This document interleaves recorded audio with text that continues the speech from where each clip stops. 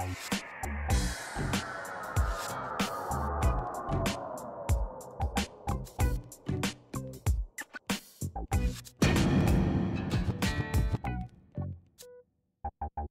overtime on WNPV1440.com. I'm Kyle Berger alongside Daryle Dobos. And Daryle, tonight a season-opening win for the LaSalle Explorers as they successfully defend their title here in Lansdale against North Penn. Yeah, and a surprise maybe for some, thinking LaSalle had nobody coming back, a lot of underclassmen to play this year, or seniors that haven't seen much playing time.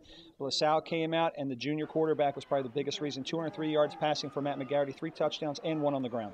A 14-6 halftime lead turned into a deficit real quick in the third quarter, and Coach Drew Gordon said it was a great effort by the Explorers tonight. Thank God the defense was tight in the first 2 series, and we gave up the score, and then we were to hit Piscopo with a pass, and Coleman had he had 2 touchdowns in the first half, I think, yeah. And Matt played a real good game. And Matt he had a breakout game, I think, for a guy that's never took a serious snap before. Daryle, it seemed like North Penn really struggled just moving the football in general tonight. They had a first-year starting quarterback in Corey Ernst, and he had a tough night. Yeah, he had a tough night, and the problem was that LaSalle did not really respect the passing game. They said, we're going to live and die by clamping down on the run game. It hurt them a little bit early, but as soon as they stopped that, they forced Ernst to throw. Didn't really give him any opportunities to find open receivers. I knew they would be able to throw. I was worried about our secondary. I